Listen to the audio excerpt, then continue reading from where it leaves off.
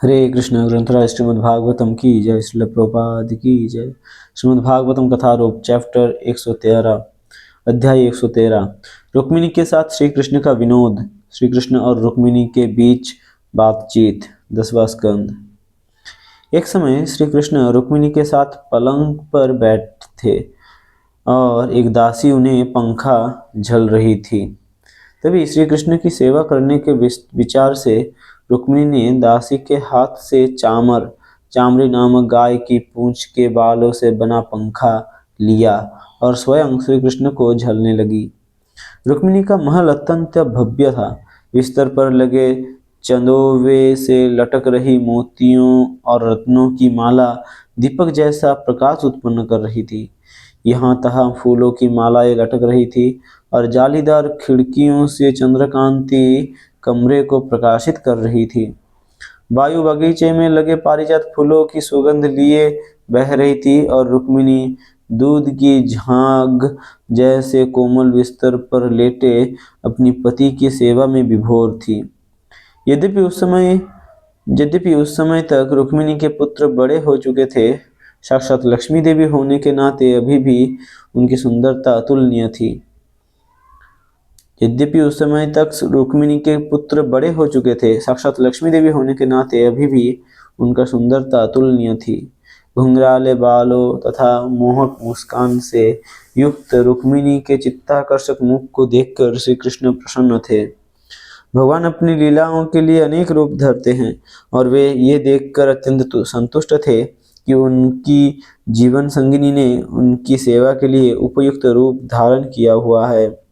जब नारद मुनि ने रुक्मिणी को पारिजात फूल दिया था तो उस समय सत्यभामा को बहुत जलन हुई थी।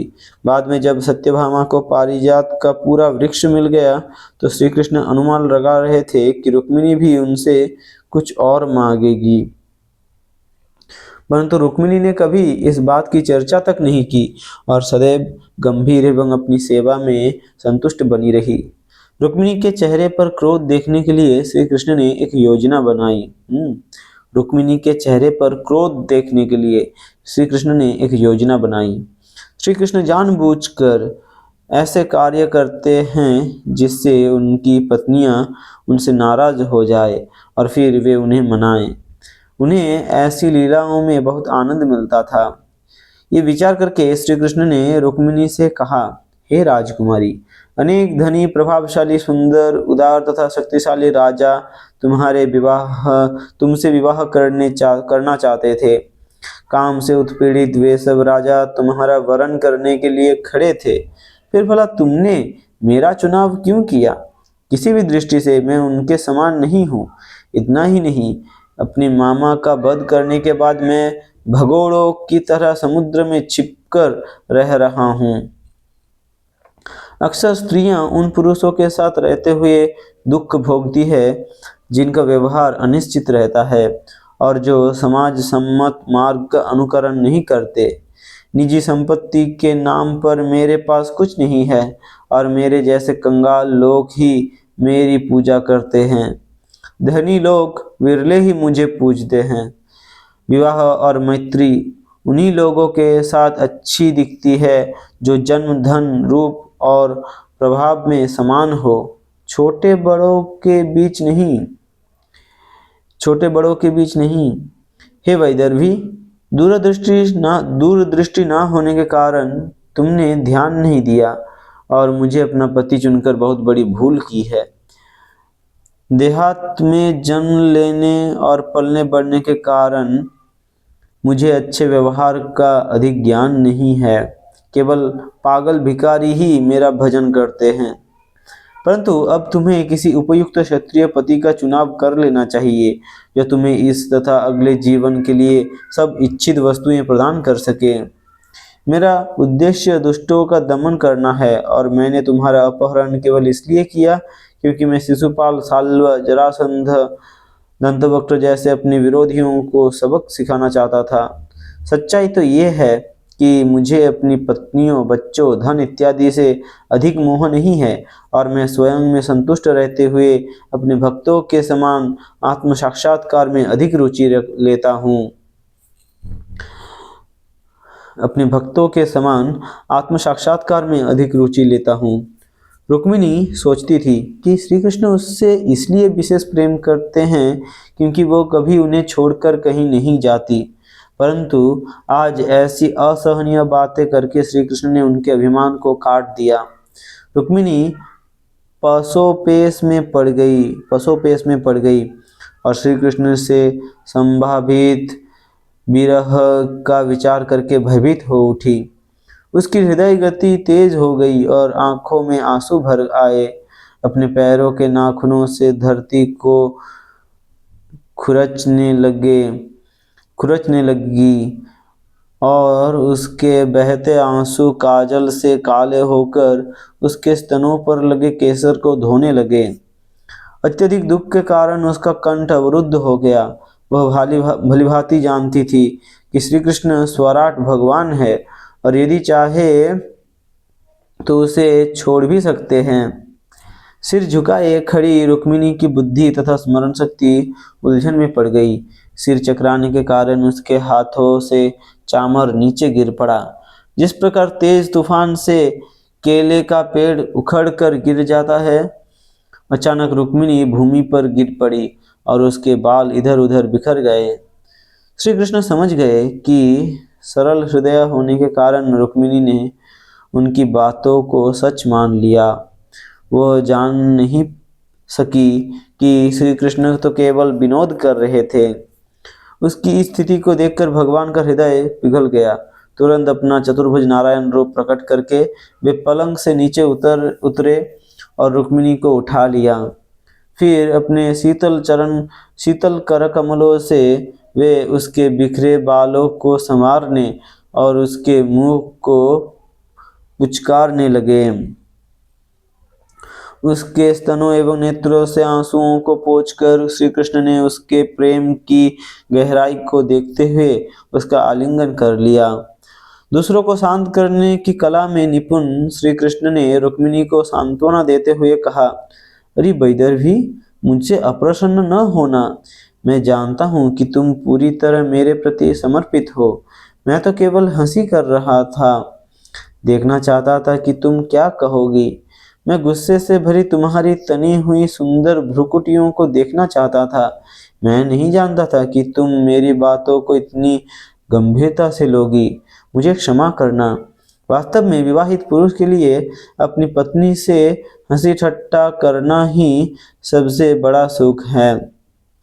ये सुनकर रुक्मिणी शांत हो गई और श्री कृष्ण उसे छोड़कर चले जाएंगे उसका ये भय चला गया। लज्जा कर मुस्कुराते हुए तथा स्नेह भरे कटाक्षों से भगवान को देखते हुए उसने कहा, हे कमल नयन, आपने विनोद में जो कुछ भी कहा है वास्तव में वह सब सत्य है। निस्संदेह मैं पूर्ण पुरुषोत्तम भगवान के लिए पूरी तरह अयोग्य हूँ। आपका ये कथन कि आप धन संपत्ति से हीन है सत्य है, क्योंकि आपसे बाहर कुछ भी नहीं है। आपसे बाहर कुछ भी नहीं है, इसलिए इस सृष्टि में आपके लिए कुछ भी प्राप्य नहीं है। आपके भक्त आपको प्राप्त करने के लिए अपना सर्वस्व त्याग देते हैं और इसलिए वे आपके संग के योग्य बनते हैं। सांसारिक वस्तुओं में अनुरक्त लोगों को यह सौभाग्य प्राप्त नहीं होता। अपने सारंग धनुष की टंकार से अपने वहां जुटे सब राजाओं को खदेड़ दिया। अपने सारंग धनुष की टंकार से आपने वहां जुटे सब राजाओं को खदेड़ दिया और मुझ पर अपना अधिकार स्थापित किया। इसलिए ये उचित नहीं है कि आपने उन राजाओं के भय से भागकर समुद्र में शरण ली है। आपके चरण कमलों की महिमाओं को न समझने वाली स्त्री वास्तव में सबसे बड़ी मूर्खा है। आपके चरण कमलों की महिमा को ना समझने वाली स्त्री वास्तव में सबसे बड़ी मूर्खा है। इसलिए वह इस संसार में चमड़े के थैले तथा मूछों, दाढ़ी तथा अन्य बालों से सजे एवं अस्थि, मांसपेशी, रक्त, दुर्गंध, वायु, मल मूत्र, कफ, वात और कीड़ों से भरे व्यक्ति को अपना पति चुनती है। हरि बोल। आपके चरण कमलों की महिमाओं को ना समझने वाली स्त्री वास्तव में सबसे बड़ी मूर्खा है। इसलिए वह इस संसार में चमड़े के थैले तथा मूंछों, दाढ़ी तथा अन्य बालों से सजे अस्थि, मांसपेशी, रक्त, दुर्गंध, वायु, मल, मूत्र, कफ, वात और कीड़ों से भरे व्यक्ति को अपना पति चुनती है। ये सत्य है कि आप स्वयं में संतुष्ट रहते हैं और इसलिए आप मेरी ओर भी अधिक ध्यान नहीं देते। फिर भी मेरी प्रार्थना है कि आप मुझे अपने चरण कमलों के प्रति अविचल भक्ति प्रदान करें। भगवान श्री कृष्ण ने कहा, हे राजकुमारी, तुम्हारी इन्हीं बातों को सुनने के लिए मैंने तुम्हारे साथ ये छल किया। मैं अपने प्रति तुम्हारे निश्चल तथा प्रगाढ़ प्रेम से भलीभांति परिचित हूँ। यद्यपि मेरी बातों ने तुम्हारे हृदय को विदीर्ण कर दिया, फिर भी मेरे प्रति तुम्हारे प्रेम में रत्ती भर भी कमी नहीं आई। मेरी सारी पत्नियों में तुम्हारे जैसी स्नेहिल अन्य कोई नहीं है।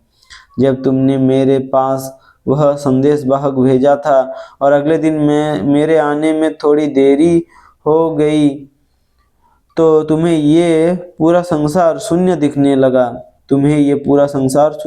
लगा था। तुम तो अपने प्राण तक त्यागने के लिए तैयार थी। तुम्हारे ये सुंदर गुण सदैव तुम्हें सुशोभित करते रहे। तुम्हारी भक्ति का धन्यवाद देने के अतिरिक्त मेरे पास तुम्हें देने के लिए और कुछ नहीं है। इस प्रकार भगवान श्री कृष्ण लक्ष्मी देवी के साथ प्रेम वार्ता तथा पूर्ण माधुर्य रस का आनंद लेने लगे। वे दूसरे महलों में अपनी अन्य रानियों के साथ भी ऐसा ही व्यवहार करते। हरे कृष्ण।